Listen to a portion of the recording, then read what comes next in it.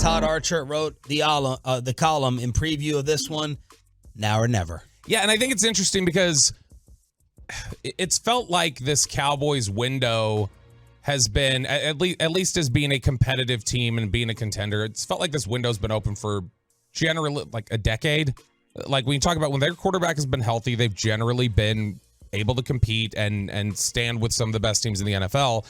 And so I don't know that it's crept up on anybody yet, the idea of like, because they turn over town so quickly, that this is getting to be a time where that window could start shutting on them, and that you've got some serious decisions. That's one of the things that Todd was trying to emphasize, is that we've got this slogan that McCarthy gave them, Carpe Omnia, seize everything.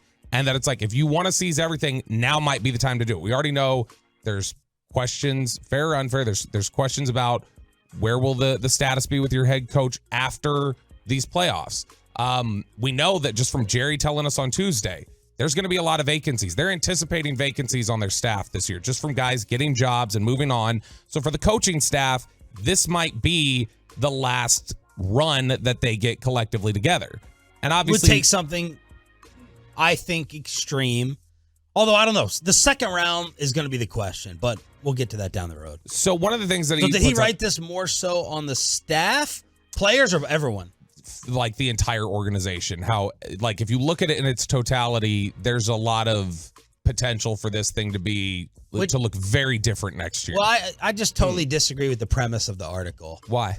Because the Dallas Cowboys next year are going to win 11 or 12 games. Every year. So you are going to be in the running and in the mix. So they're going to pay CeeDee Lamb. I don't think Micah Parsons is going anywhere. Dak Prescott certainly is not going anywhere. The Dallas Cowboys are going to win at least 10 games next year. This is not a New York Jet do or die with this roster with Aaron Rodgers. So from that standpoint, I know you're going to get further into the article. It doesn't make a ton of sense to me. I'll give you a hockey analogy, Mr. Hockey Hamster. Trayvon Diggs, like, you're just throwing pucks on net. Diggs coming off of a serious injury that affects explosiveness, though. Yeah, but the Dallas Cowboys are going to win at minimum 9 games next year. That's on the low end. There's basically like one or two teams who don't, like, the Chiefs are in a different category, right? Because they're like legit every year Super Bowl or AFC Championship game at minimum. Everybody else is just putting pucks on net. They're trying to just throw a dart and hope that 1 year out of the 12 that you have your quarterback, you hit. That's what you're hoping. Unless you have Tom Brady, Patrick Mahomes, Peyton Manning, Ben Roethlisberger, who went to a ton. Unless you have those guys, you're just throwing darts at a board.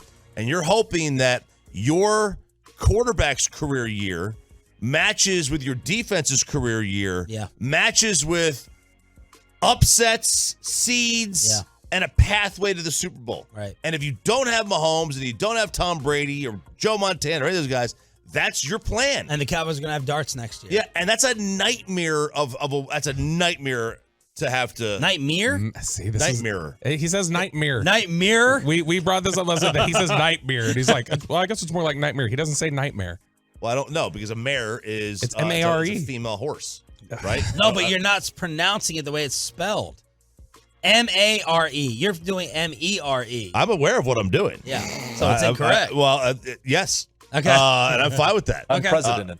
Yes. But it's like, that is a pain in the butt as a fan or as a team to have to build your roster that way, but that's how you got to do it. If you don't have Patrick Mahomes or whatever, like, you're just trying to get lucky in a year. That's it. Here's the problem that you look at, though. The Cowboys right now have $258 million committed to 48 players against the 2024 cap. So the cap this year is $224 million. It's probably not going up more than 8. So you're talking about, you're going to have to, right now as it stands, even before you start working on contracts, which Lamb is eligible for an extension beginning next year. Obviously, Lamb's already been eligible. Parsons becomes eligible. You're going to have to start dealing with those questions right there. Even some, contributors who are not at the highest level are due to be like have opportunity to get their contracts extended. Oso Odighizuwa is one. So when you look at it, a lot of that can be fixed by Dak's cap figure, which is $60 million. You can bring that down, but the question is, hey, there's a lot of pressure riding on this, and you're going to have to start creating some gymnastics with his contract and everything else in order to even fit this nucleus under the table. The thought, I think, from a lot of people, one of the things that Todd mentions here is there still is a serious decision, no matter how well he's played this year, a serious decision for them to make on Tyron Smith next year. That there's a high likelihood that he's not back. You look at the core contributors. We just talked about how tight the margins are on their cap. These are guys that are free agents next year. Tony Pollard, may or may not care about that one, but Tyler Biotish, Jonathan Hankins, Stephon Gilmore, Jaron Kearse, Jordan Lewis, Dorrance Armstrong, Dante Fowler, Neville Gallimore. Like, there are core contributors here who are vulnerable. And it's like, well, they've always replenished through the draft. Yes, they have. The Cowboys have sacrificed more future draft capital in the last 10 years or 2 years than they typically have when they go get Trey Lance or they do this or they do that. So they could get a couple compensatory picks, but they don't have their own picks in the 4th, 5th, or 6th round this year, and they have cleaned up in day 3 typically. So you're talking about fewer darts to throw, picking at the back end of the first round. What they've usually used to replace some of their depth, they don't have as much of it this year, and they still have tight cap concerns. That's with potentially people wanting to pluck guys from your coaching staff and wanting to thin things out. This is not just because Aaron Rodgers isn't in the conference, Drew Brees isn't in the conference.